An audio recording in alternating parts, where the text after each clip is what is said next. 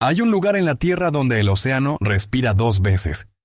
Desde el sur, una corriente cálida avanza como sangre tropical, cargada de calor ecuatorial, empujando hacia el norte a lo largo de las costas de Japón, con una velocidad que pocos ríos terrestres podrían igualar. Desde el norte, otra corriente desciende silenciosa desde los mares de Bering y Ojotsk, fría, densa, cargada de millones de toneladas de plancton que ha viajado desde los confines del Ártico. Cuando estas dos masas de agua se encuentran, no se mezclan de inmediato, se enfrentan, se rozan. Y en esa fricción invisible, algo extraordinario ocurre. Los nutrientes atrapados en las profundidades frías son empujados hacia la superficie. Las algas estallan. El plancton se multiplica en densidades que pueden verse desde el espacio. Y desde esa explosión microscópica, toda una pirámide de vida comienza a construirse, eslabón por eslabón, hasta alcanzar criaturas que pesan más de 10 toneladas. Esto es el noroeste del Pacífico. Un océano dentro del océano. Y las reglas que gobiernan este mundo no se parecen a nada que conozcas. El Pacífico es el mayor cuerpo de agua del planeta. 64 millones de millas cuadradas. 25,000 islas dispersas como fragmentos de un espejo roto. Se extiende desde el Ártico hasta la Antártida, cubriendo casi un tercio de la superficie de la Tierra. Pero no todas sus aguas son iguales. Algunos sectores son desiertos líquidos, silenciosos y casi vacíos. Otros son tan densos de vida que cada metro cúbico contiene miles de organismos compitiendo por espacio, luz y oxígeno. Las costas de Japón pertenecen a esa segunda categoría. La convergencia Kuroshio o Yashio, ese choque invisible entre calor tropical y frío ártico, es uno de los fenómenos oceanográficos más poderosos del planeta. Los científicos la consideran una de las fronteras energéticas más productivas del océano global. El calor del Kuroshio mantiene las aguas superficiales lo suficientemente templadas para sostener arrecifes de coral en el sur. El frío del Oyashio carga el norte con nutrientes que alimentan cardúmenes tan masivos que oscurecen el fondo marino. Los arenques llegan primero. Millones de ellos, tan apretados que la superficie del agua se vuelve plateada, como si el mar hubiera sido cubierto de escamas.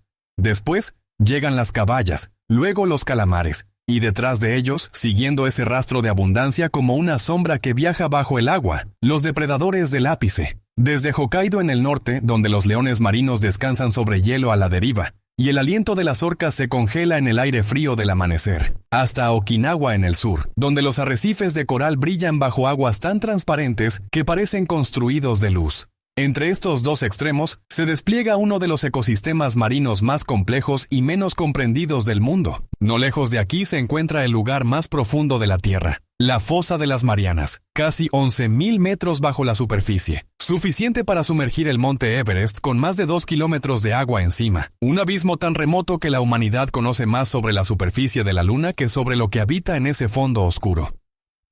Pero la vida no comienza en el abismo, comienza en la luz.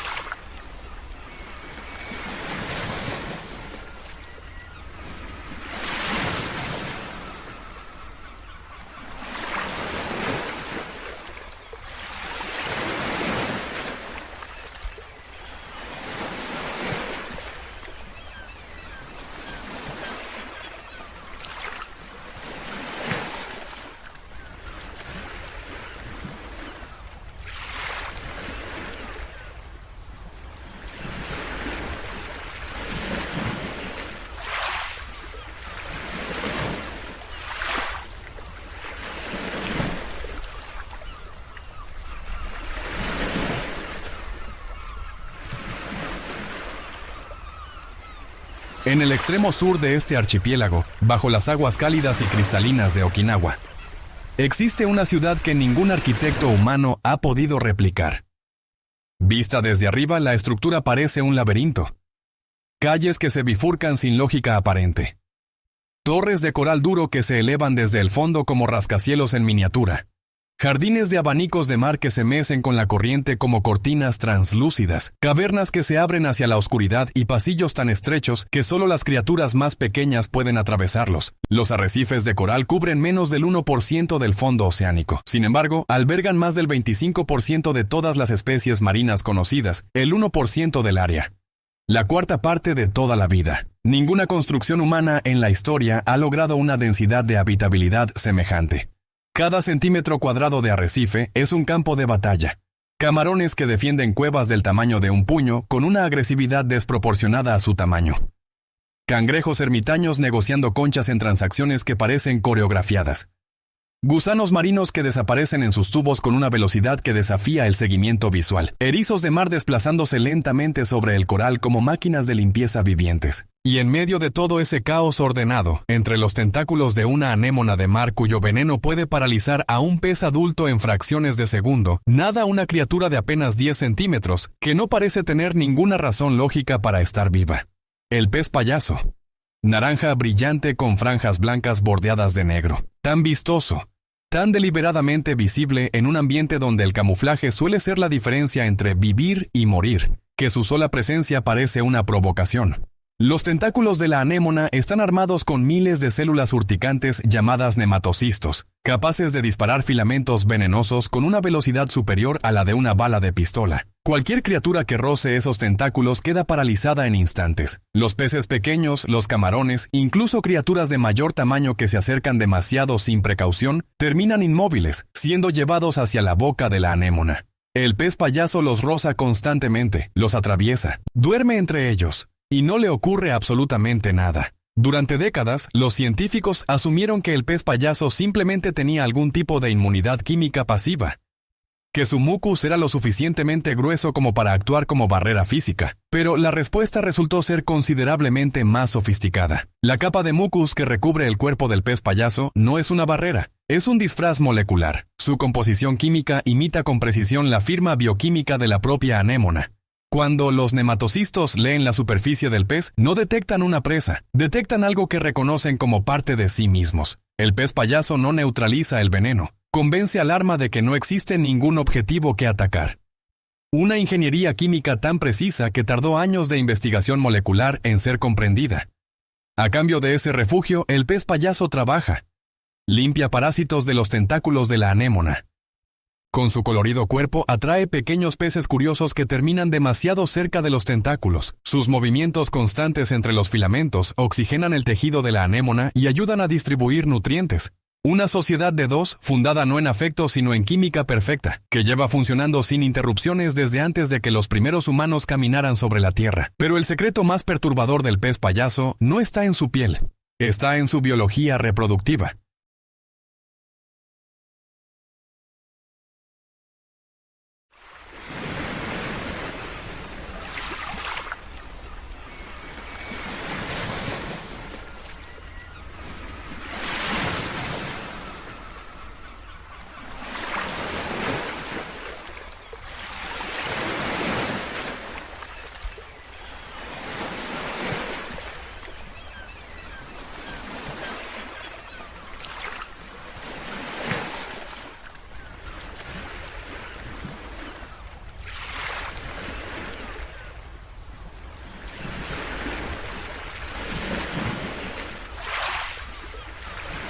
Cada comunidad de peces payaso está organizada con una precisión que haría envidiar a cualquier sistema jerárquico humano. Una única hembra dominante, la más grande del grupo, ocupa el nivel superior. Directamente debajo de ella, el macho reproductor, el resto machos no reproductivos, esperando en una fila de paciencia que puede durar años. Todos los peces payaso nacen machos, sin excepción. Es una regla biológica sin variantes conocidas. Cuando la hembra dominante muere, algo ocurre en el cuerpo del macho reproductor, que la ciencia describe con términos clínicos pero que, en términos visuales, es una de las transformaciones más radicales que puede experimentar un vertebrado. Los niveles de testosterona colapsan. El estrógeno comienza a aumentar. El tejido testicular inicia una conversión gradual hacia tejido ovárico. El comportamiento cambia, la morfología cambia. En cuestión de semanas, el macho reproductor es, en todos los sentidos funcionales y biológicos, una hembra. Puede reproducirse. Puede producir huevos, y lo hará hasta el final de su vida. La ciencia llama a este proceso hermafroditismo proteándrico, un término que describe con exactitud el mecanismo pero no captura la magnitud de lo que significa. Una criatura que puede reescribir su propio plano biológico en respuesta a una vacante social. No hay conflicto, no hay competencia entre machos por ocupar el rol dominante. La jerarquía es tan precisa que cuando la hembra desaparece, la transición ocurre de manera ordenada y automática, como un mecanismo de relojería que lleva millones de años funcionando sin fallar. El siguiente macho en la jerarquía asciende al rol reproductor, y el ciclo continúa. Una criatura del tamaño de un dedo, viviendo en el abrazo de algo que mataría a cualquier otro animal que se acercara, cargando en su interior la capacidad de cambiar de sexo cuando las circunstancias lo exigen. En este arrecife la adaptación no es una ventaja, es la única moneda que tiene valor. Pero el arrecife no es un lugar seguro. Ningún lugar en este océano lo es. Sobre la superficie del agua, la luz se filtra en rayos que se tuercen con el movimiento de las olas. Más abajo, donde la luz comienza a volverse azul y luego casi verde, algo se mueve en los planos medios del agua. No es pequeño, no es colorido, y no tiene ninguna relación simbiótica con nada. Una aleta dorsal corta la superficie. Lenta, constante, como una hoja deslizándose sobre seda. Lo que sigue a esa aleta ha tardado 400 millones de años en llegar hasta aquí.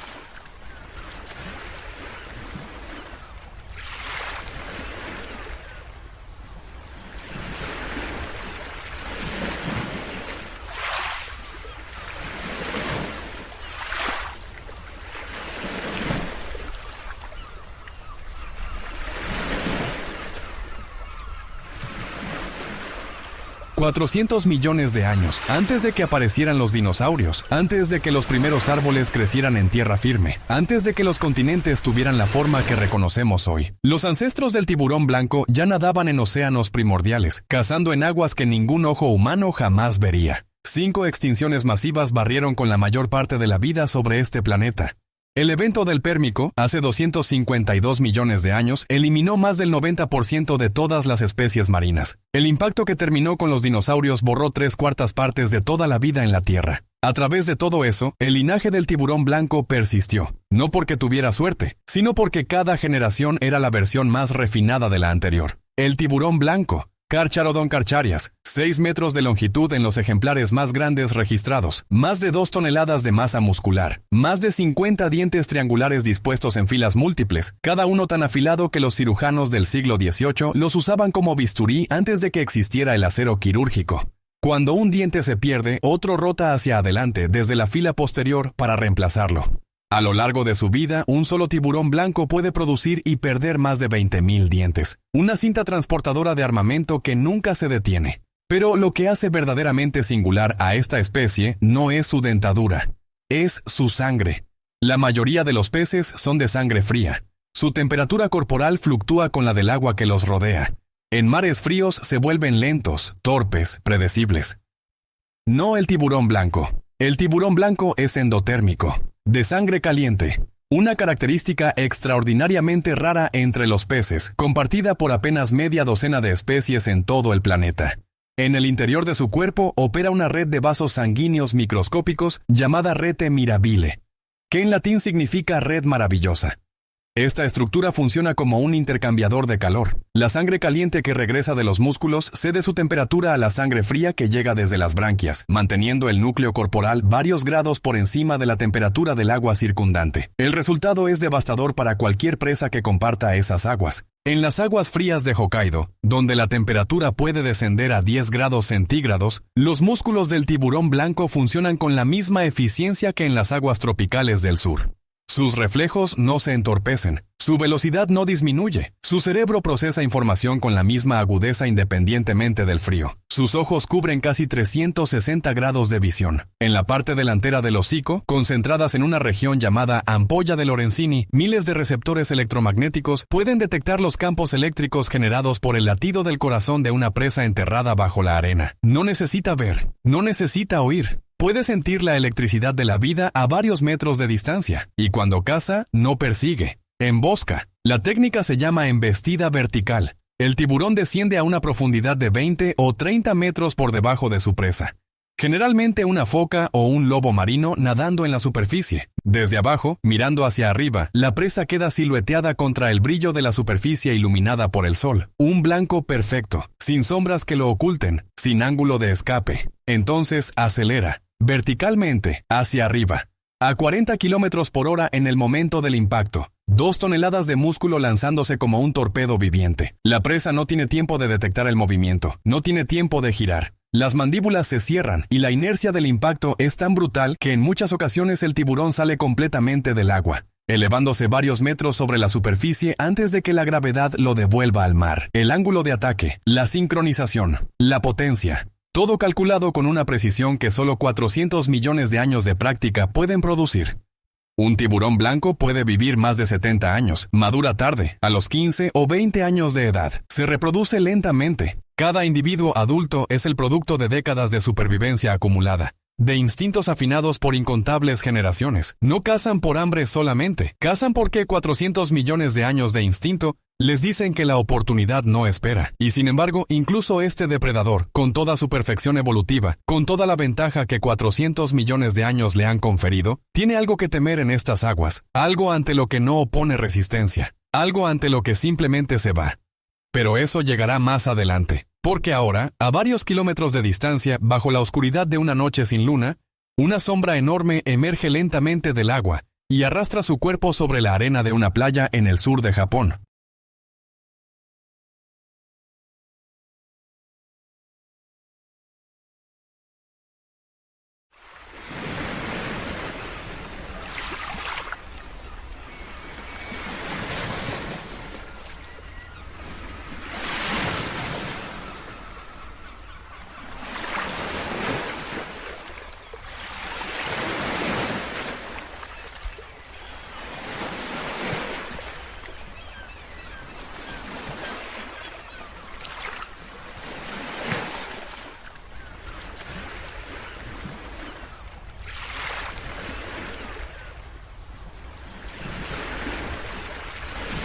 No tiene dientes, no tiene velocidad, no tiene veneno ni electricidad en su piel, ni la capacidad de cambiar su biología en semanas. Lo que tiene es algo que pocos seres sobre este planeta pueden reclamar con la misma profundidad: tiempo. La tortuga marina ha nadado en estos océanos desde la era de los dinosaurios, 110 millones de años, mientras los continentes se separaban y se volvían a unir. Mientras el clima de la Tierra oscilaba entre eras de hielo y periodos de calor extremo, mientras aparecían y desaparecían miles de especies que nunca llegaríamos a conocer, la tortuga marina siguió nadando, siguió regresando. Esta hembra que avanza sobre la arena esta noche tiene probablemente entre 30 y 50 años. Ha recorrido miles de kilómetros en los últimos meses, cruzando corrientes y franqueando profundidades que pocas criaturas se atreven a transitar. Y ha vuelto aquí, a esta playa exacta, porque es la playa donde nació. No aproximadamente, no a una playa similar en la misma región, a esta playa, a estos metros de arena. El mecanismo que hace posible esa navegación es uno de los fenómenos más extraordinarios de la biología animal. Las tortugas marinas poseen la capacidad de detectar y leer el campo magnético de la Tierra. Cada región del océano tiene una firma magnética ligeramente distinta, producto de las variaciones en la composición del fondo marino y de la interacción entre la corteza terrestre y el campo geomagnético global. Desde el momento en que una cría de tortuga alcanza el océano, su sistema nervioso comienza a registrar y memorizar esas coordenadas magnéticas con una fidelidad que ningún instrumento humano de navegación podría mejorar. Décadas después, cuando su biología le indica que es tiempo de reproducirse, esa memoria magnética la guía de regreso, a través de tormentas, a través de corrientes en contra, a través de océanos enteros, a esta playa. La hembra excava el nido lentamente con sus aletas traseras, extrayendo arena en movimientos rítmicos y precisos hasta crear una cámara de unos 40 centímetros de profundidad. Luego deposita los huevos, entre 80 y 120 en una sola puesta, esféricos y blancos como pelotas de ping-pong recubiertas de cuero. Los cubre, compacta la arena sobre ellos, y regresa al mar sin mirar atrás. Desde ese momento los huevos dependen de una sola variable: la temperatura. Entre 45 y 70 días después de la puesta, dependiendo del calor acumulado en la arena, los huevos comienzan a eclosionar. Y aquí reside uno de los mecanismos más delicados y más vulnerables de toda la biología de los reptiles. La temperatura de incubación determina el sexo de las crías. Por debajo de cierto umbral térmico nacen más machos. Por encima de ese umbral nacen más hembras. En el punto exacto de equilibrio, la proporción es aproximadamente igual. Con un aumento de apenas 2 grados centígrados en la temperatura media de la arena, más del 90% de las crías nacen hembras. La especie pierde su equilibrio reproductivo antes de que ninguna de esas crías alcance la madurez. La arena se mueve.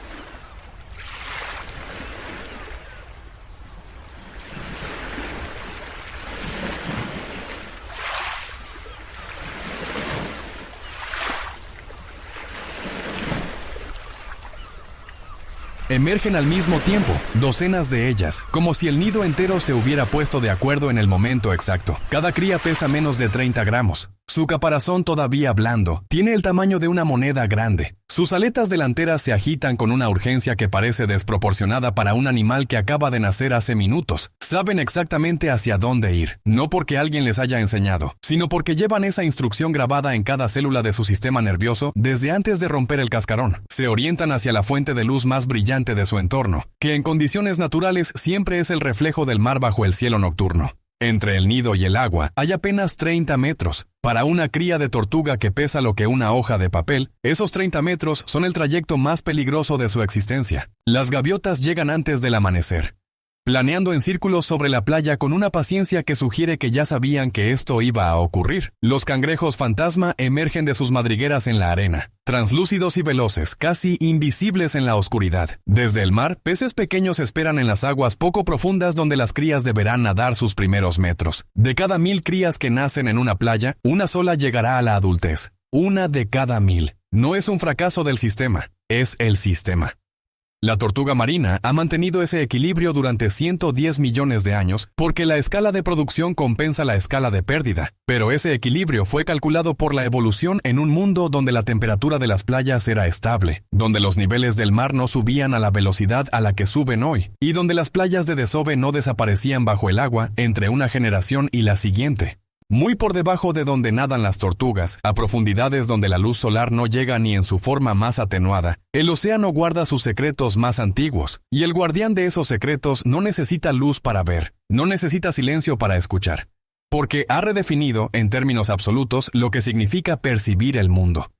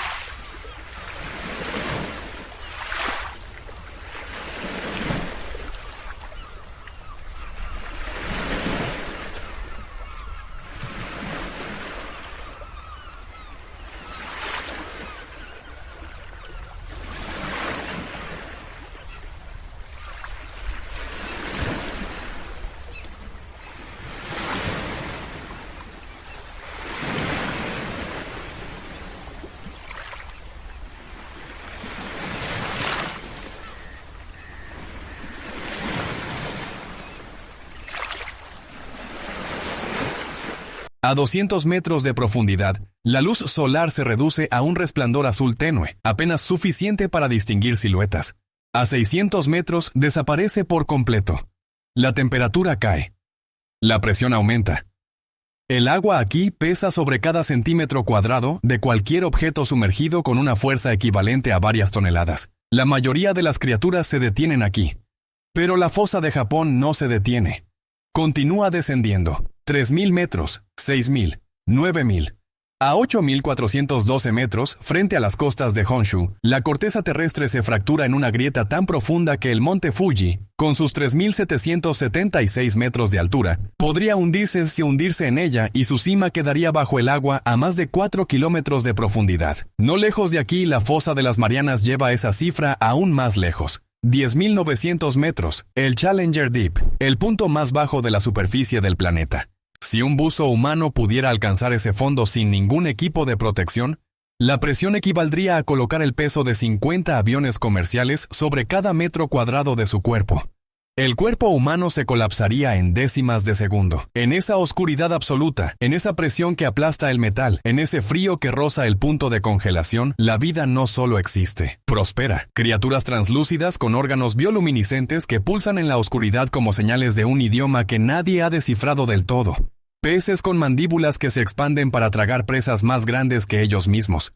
Organismos que no han sido catalogados, filmados ni nombrados, y desde esa oscuridad, de forma periódica, asciende uno de los animales más extraordinarios que han existido en la historia de la vida sobre este planeta. Su tamaño desafía la comparación fácil. 18 metros de longitud en los machos adultos.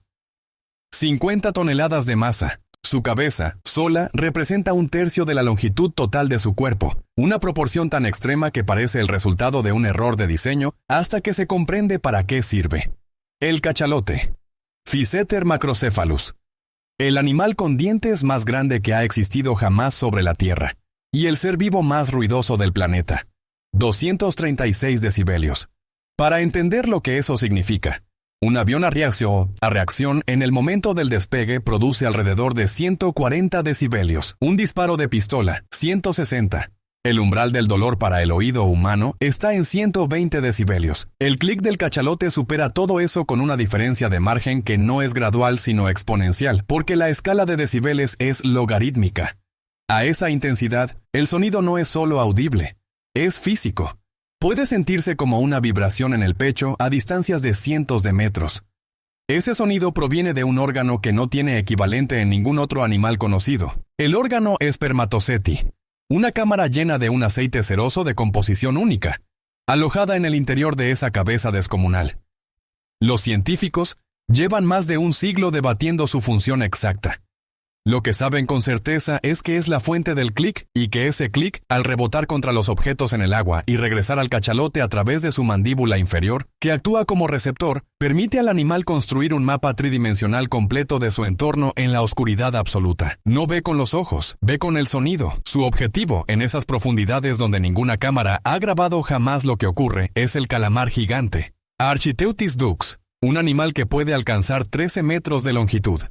Con tentáculos armados de ventosas dentadas capaces de cortar tejido muscular como cuchillas circulares. Un depredador en sus propias aguas. La batalla entre el cachalote y el calamar gigante es uno de los grandes misterios irresueltos de la biología marina. Nadie la ha presenciado. No existe ninguna grabación de video, no hay testigos, solo evidencia.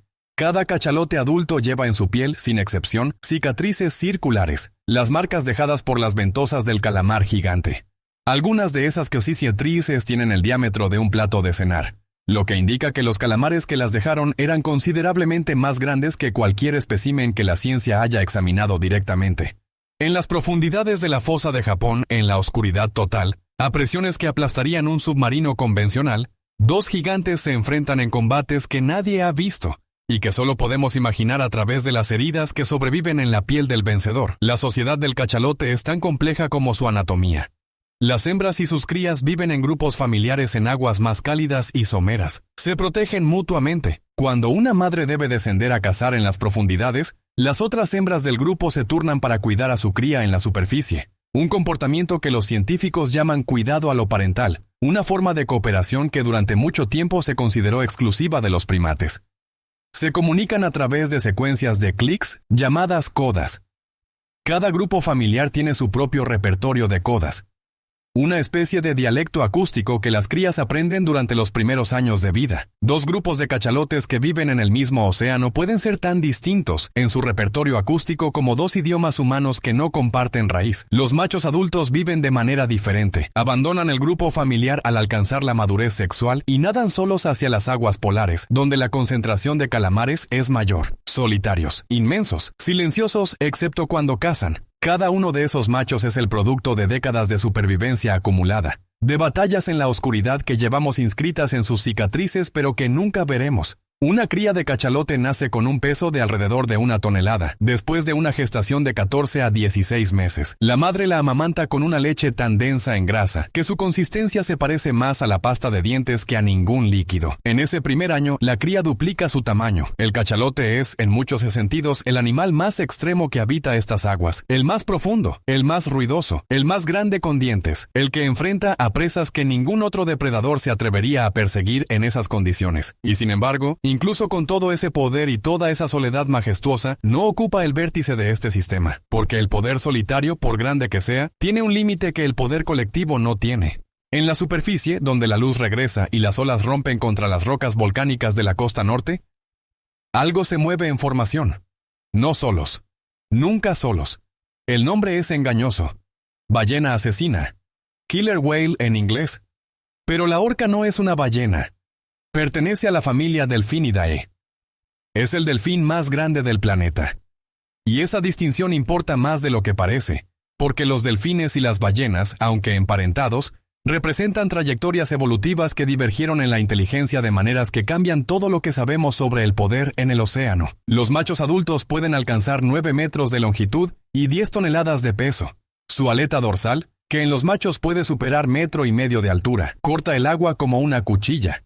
Pueden alcanzar velocidades de 56 kilómetros por hora en ráfagas cortas, lo que los convierte en uno de los depredadores más veloces del océano. Pero la velocidad no es su arma principal. Su cerebro pesa alrededor de 6 kilogramos, uno de los mayores en proporción al tamaño corporal de cualquier animal conocido. Y su estructura interna revela algo que los neurocientíficos tardaron décadas en procesar. Las orcas poseen una región cerebral sin equivalente en los humanos, un lóbulo paralímbico adicional que se cree está relacionado con el procesamiento de emociones complejas y la conciencia social. Lo que eso significa, en términos prácticos, se ve en cómo cazan. Cuando una manada de orcas localiza un cardumen de peces, lo que ocurre a continuación no es una persecución, es una operación.